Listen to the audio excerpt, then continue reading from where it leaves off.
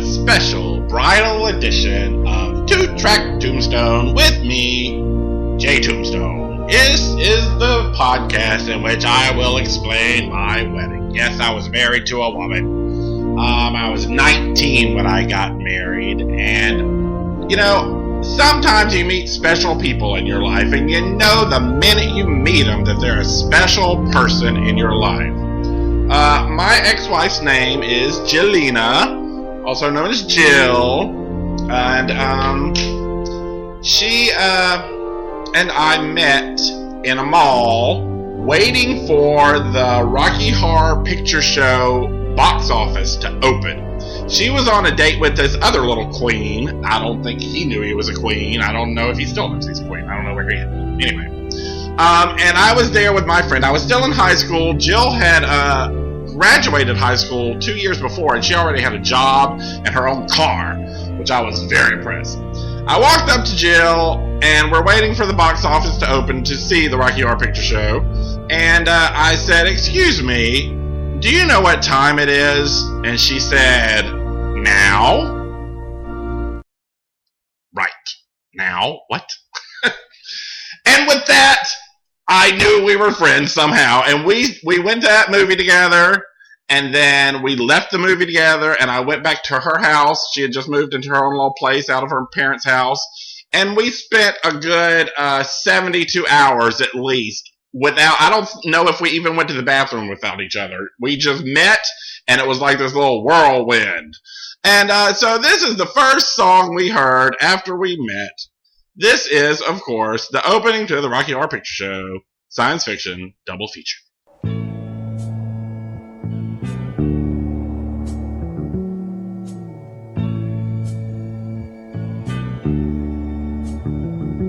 Michael Rennie was ill the day the earth stood still, but he told us where we stand. And Flash Gordon was there in silver underwear. Claude Rains was the invisible man. Then something went wrong for Fay Ray and King Kong. They got caught in a cellular jam. Then at a deadly pace, it came from outer space. And this is how the message ran. Science fiction, double feature. Dr. X will build a creature. See androids fighting. Brad and Janet and Francis stars in Forbidden Planet.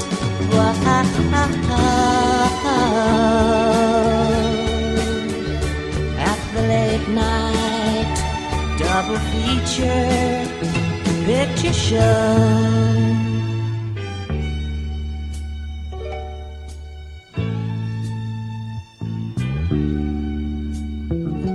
I knew Leo G. Carroll was over a barrel when Tarantula took to the hills. And I really got hot when I saw Jeanette Scott fight a trivet that spits poison and kills. Dana Andrews said prunes gave him the rooms, and passing them used lots of skills. But when worlds collide, said George Powell to his bride, I'm gonna give you some terrible thrills, like a science fiction double feature. Dr. X will build a creature. See androids fighting. Brad and Janet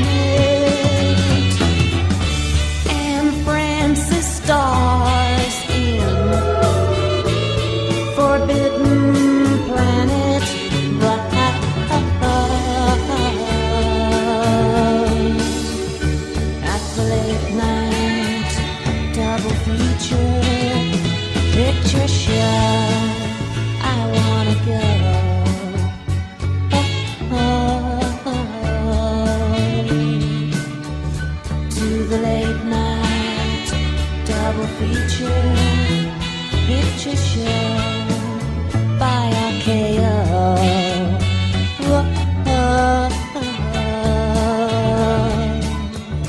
To the late night double feature picture show. Where's the best place to in fuck? The back row. Fuck the back row.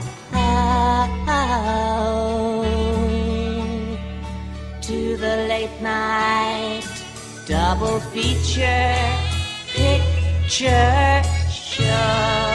So one day, Jill was giving me a ride to school, I think, and we were listening to a morning radio show, and they said they were giving away an all-expense-paid wedding, which included a honeymoon trip to Las Vegas and like $1,000 spending money.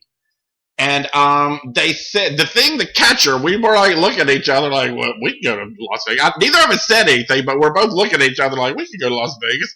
And then the clincher was they said, the most original entry wins. Now, that's a challenge to me. If I'm nothing, I am original. And Jill was working at this print shop at the time, so we had this idea to make up a little newspaper called the Tombstone Times. And we told true stories about how we had met and these little trips we had been on and how we met at the Rocky Horror Picture Show. And we just kind of put a little romantic slant to it all, you know, made it sound like we were in love, which we were in love, we just weren't having sex or fucking, you know. So anyway, and we were so excited. I remember they announced on the air when they got our entry. They were so impressed at our newspaper. And, of course, we won. And it just got bigger and bigger. It was broadcast live on the television in Mobile, Alabama. This is 1988. It was broadcast, of course, live on the radio. Then they announced that the Reverend Al Green, who sang Let's Stay Together, was going to be officiating our wedding. And we got married on top of a billboard, and it was 50 feet in the air on the busiest intersection of Mobile, Alabama, on like Azalea and Moffett Road, I think, if I'm remembering that right. And I still go by there, and there's my billboard. We had such a blast. We were like little celebrities for a while. Everybody knew Jay and Jill, and people called in the radio station, thought we were satanic because Jill wore a black dress. And at one point, somebody called the radio station and said, Jay's gay, and they're fooling you. So Jill and I got called into the office with like a line of lawyers, the station owner, and like the program director, and you know, whoever. And they're like, you know, we got this call. They say that you're fooling us, that you're a fraud, blah, blah, blah.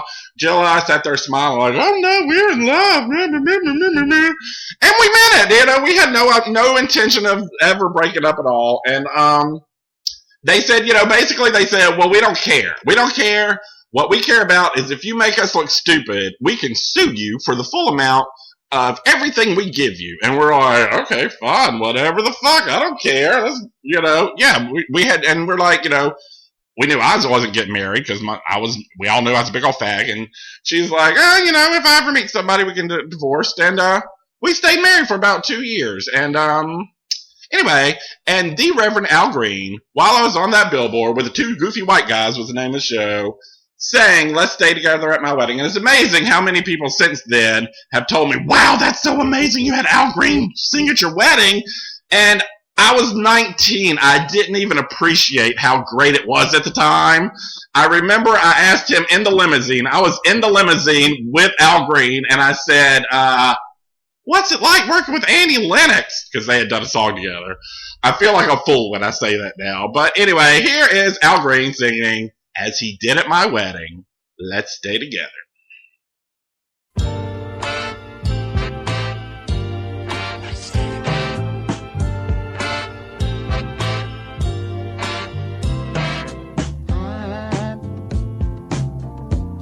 I'm so in love with you. Whatever you want to do is all right with me.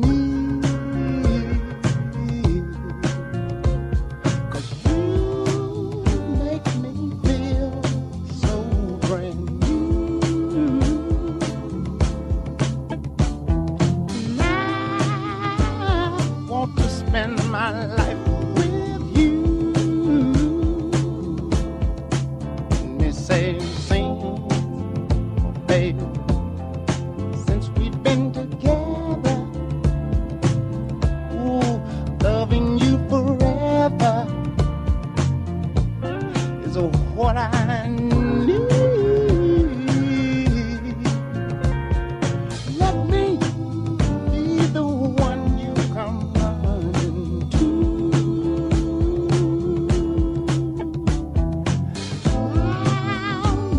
never be untrue.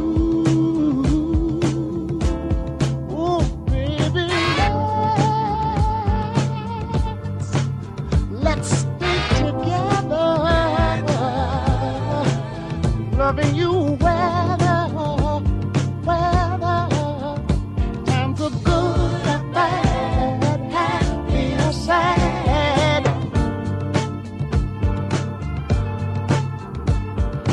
Ooh, yeah. Well, the times are good and bad, happy or sad. Why people break up? Oh, and turn around and make up. I just came to see you'd never do that to me, would you, baby? Staying around you is all I see, is what I want to do. We ought to stay together, loving you weather,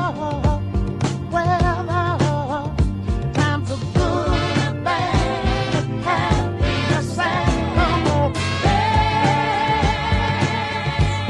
let's stay together. Wow. And the really crazy part of this story is that right before we got married, I went to introduce Jill to my grandparents, and we discovered that her grandfather was my grandfather's great uncle, which made us fifth cousins. How's that for an Alabama story? And if that doesn't top enough, while we were married, Jill went in search of her biological father, who was listed as unknown on her birth certificate because her parents, her grandparents ran her father off with a shotgun when her mother was pregnant. And she found her father, and then found she had a half brother who she wasn't legally related to, but she was related. And anyway, long story, she ended up calling me one day to tell me we had to get a divorce because she had just married her brother, half brother, Jimmy. It's true. Anyway, there you go. That's another edition of 2-Track Tombstone. Thank you for tuning in. You can blog about it. You could, do other things about it. You could, tell your friends, post it on your Facebook, tweet about it, send it out on Instagram. I love you for listening. And, thanks for tuning in to another edition of 2-Track Tombstone.